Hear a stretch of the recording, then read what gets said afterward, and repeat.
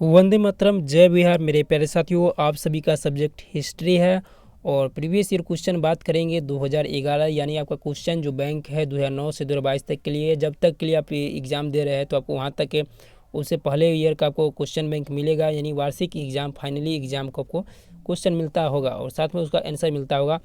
तो जो उसके हेल्प करने के लिए आपको हम यहाँ 2009 से 2022 तक के लिए जितने भी आपका सब्जेक्ट है, सबको तो नहीं, लेकिन हिस्ट्री, ज्योग्राफी, पॉलिटिकल साइंस अगर है तो आप जाइए, इस चैनल पे सारे वीडियो मिल जाएगा आपको, शॉर्ट फुल दोनों मिलेगा। लेकिन सिर्फ आपको ऑब्जेक्टिव आंसर मिलने की उम्मीद है, क्योंकि हम आपको सब्जेक्टिव वीडियो यहाँ प्रोवाइड नहीं करा सकते हैं।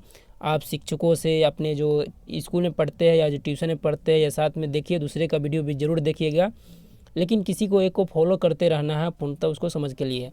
तो जितने भी आंसर होंगे यहाँ ऑथेंटिक होंगे, 100% सही होने की उम्मीद है। तो ध्यान रखिएगा, अगर नॉर्मल पढ़ाई करना चाहते हैं तो जरूर इसको फॉलो कीजिए। अगर नॉर्मली पढ़ते हैं तो कुछ डाउट लगता है तो कमेंट कीजिएगा, तो उस प्रश्न में फोकस जाएगा, तो उसको हम सुधार कर देंगे। जब भी डाउट लगे तो कमेंट कीजिए, या तो आप कमेंट सेक्शन को जरूर पढ़ेंगे, डिस्क्रिप्शन को जरूर चेक करेंगे, वहाँ आंसर की हर प्रश्नों का भी मिल सकता है, ज़रूर जाइएगा। और फुल भी टोटल वीडियो मिल जाएगा हिस्ट्री, ज्योग्राफी, पॉलिटिकल साइंस। तो चलिए देखते हैं। और जो भी आपका आंसर का कमेंट होना चाहिए वो एनसीईआरटी बुक का होना चाहिए, ऑथेंटिक सोर्स होना चाहिए, आपसे सीनियर जूनियर या आप जो भी बेहतर जानते हो, या हमसे कुछ मिस्टेक हो तो ज़रूर उसको फोकस कराएंगे, जिससे कि हम उसमें सुधार कर सकें। त्रिपिटक साहित्य संबंध है बौद्ध धर्मों से, राइट आंसर आप लोग जानते हुए कि राइट आंसर ख हो गया। कनिष्क का राज्यारोहण, राज्याभिषेक मतलब 78 ईस्वी में हुआ था। महाभारत युद्ध कितने दिनों तक चला? 18 दिनों तक। और इसीलिए देखिए महाभारत कितनी युद्ध कितने दिन चलता है? सेम 18 दिन तक। पुराणों की संख्या कितनी? 18 दिन, 18 माने 18 को। तो इसे मैच कर रहा है। अशोक के किस अभिलेख में कलिंग का युद्ध? ये राइट आंसर जानते हो कि 13वां। चोलों की सबसे छोटी प्रशासनिक इकाई, देखिए इसमें सब कुछ बताता है, लेकिन इसका राइट आंसर ऊर है।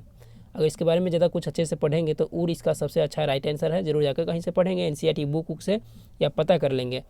अर्थशास्त्र की रचना कब हुई थी? तो राइट आंसर 4वीं शताब्दी ईसा पूर्व में, क्योंकि जो आपको अर्थशास्त्र का कुछ हिस्सा निर्माण हो चुका था, लेकिन जो कौटिल्य, जिसको चाणक्य कहते हैं, ये चंद्रगुप्त मौर्य का गुरु थे।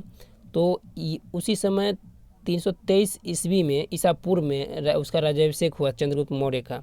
तो उसी समय 34 शताब्दी ईसा पूर्व हुआ है कि नहीं है? तो इस तरीके राइट आंसर का ग है। इस पर डाउट नहीं आपको करना है, सिर्फ समझाने के लिए कुछ बता दिए हैं।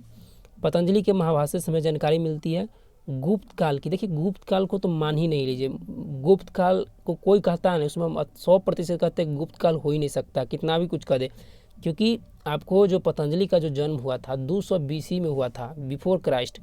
तो बिफोर क्राइस्ट हुआ था। गुप्त काल की स्थापना हुआ है 200 मान के चलिए ईस्वी में, और वहाँ BC में जन्म हुआ। 200 वर्ष तो कोई जी नहीं सकता है, तो गुप्त काल तो पॉसिबल नहीं है। उससे पहले की जानकारी हो सकता है, माने के लिए हम लोग अभी हैं, महात्मा गांधी है, तो उसके बारे में हम इतिहास लिख सकते हैं बुक के पढ़ के, लेकिन जिसका भविष्य में होने वाला उसको हम कैसे लिख सकते हैं? नहीं ना लिख सकते हैं। तो इसका राइट आंसर प्राक मौर्य काल हो सकता है, बल्कि दोनों होना चाहिए, लेकिन मौर्य काल की जगह प्राक मौर्य काल बहुत उचित बैठता है। प्राक मौर्य काल जिसमें नंद वंश था, गणनंद था, बहुत सारे वंश था, तो उसको हम प्राक मौर्य काल कहते हैं, मैंने मौर्य काल से पहले की। तो राइट आंसर इसका गौ पूर्णतः होने की उम्मीद है। फिर भी अब इस प्रश्न को अपना से अवलोकन कर लेंगे। गुप्त काल कभी नहीं होगा, इस चीज़ को ले लीजिए। पुराणों की संख्या कितनी है? ठीक, तो राइट आंसर 18 होगा। मौर्यकालीन टेक्सटाइल का प्रधान कौन है? इस पर आप ध्यान दीजिएगा। राइट आंसर जहाँ तक संभावना लक्षणाध्यक्ष ही हैं। अल बरूनी भारत में किसके साथ आया था? ये हमेशा प्रश्न इसी तरीके से आया है, कहीं गजनवी लिखता है तो कहीं गजनी लिखता है। दिल्ली सल्तनत की प्रथम और अंतिम महिला शासक रजिया सुल्तान। निम्नलिखित इतिहास में कौन अकबर के समकालीन है? कोई कुछ भी कह दे, इसका राइट आंसर बदायूनी है। राइट आंसर ख होगा, इसके बारे में आप पढ़ सकते हैं। दीन इलाही संबंधित है। आप 14 प्रश्न का आप देख सकते हैं, और जितने भी प्रश्न हैं इंपॉर्टेंट ही होता है, इस चीज़ को आप ध्यान रखेंगे। तो राइट आंसर अकबर के साथ है। कुतुब मीनार का निर्माण किसने शुरू किया था? जो कुतुब मीनार है वो शुरुआत किया था आपको कुतुबुद्दीन ऐबक ने, पूर्ण कराया इल्तुतमिश में।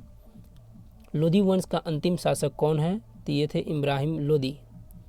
किस प्रशासकीय सुधार के लिए शेरशाह? तो इसका राइट आंसर भूमि सुधार व्यवस्था। सहायक संधि की नीति खजानविद की बिलेसली। देखिए सहायक संधि आपको रजवाड़ों माने देसी रियासतों से और साथ में अंग्रेजों से, ये सभी था नीति के लिए। 18 सदी का विद्रोह कब आरंभ हुआ? राइट आंसर 10 मई को। 1942 में कौन सा आंदोलन हुआ था? भारत छोड़ो। ये था व्यपगत का सिद्धांत, इसको हड़प नीति भी कहा जाता था, ये डलहौजी लाया था। और व्यपगत इसका मतलब था कि जिसका पुत्र उत्र नहीं है तो गोदी नहीं ले सकता था। जैसे कि झांसी ने जानते हुएगा कि जो ले लिया था एक लड़का को, अस्थाई बंदोबस्त जुड़ा था, राइट आंसर आप लोग जानते हुए कि अस्थाई बंदोबस्त किससे जुड़ा है, तो कॉर्नवालिस से। संथाल विद्रोह का नेतृत्व किसने किया था, सिद्धू एंड कानू ने। गांधी जी ने असहयोग आंदोलन किस वर्ष आरंभ किया, तो 24 को आप लोग राइट आंसर जानते हैं कि 1920 में। जवाहरलाल नेहरू भारत के प्रथम प्रधानमंत्री बने थे 1947, लेकिन मुख्य रूप से चुनाव जब हुआ था तो प्रथम 1952 में हुआ था, है कि नहीं है। तो वो एक तरह से जानते हुए कि 1952 में प्रथम हुआ था, तो आंतरिक रूप से ये प्रधानमंत्री बन चुके थे 1947 में ही। तो देखते हैं इसी तरीके से आपका जो प्रीवियस ईयर क्वेश्चन 2011 का था, जो भी क्वेश्चन बैंक का उसका ऑब्जेक्टिव सॉल्यूशन आपको मिल चुका है। और जिस पे भी डाउट हो, कुछ भी हो, तो बेझिझक, है ना, बेइंतहा आप बेधड़क उस प्रश्न को कमेंट करना है। और हमसे जहाँ तक संभव होगा, वैसे तो हम वीडियो को पूर्णतः कोशिश की है, लेकिन हो सकता है आगे पीछे लग जाता है, ठीक, उसको हम एडिट नहीं कर सकते हैं, तो उस प्रश्न को आप जरूर फोकस कराएंगे। तो इसी उम्मीद के साथ जय हिंद साथियों, वंदे मातरम, थैंक यू।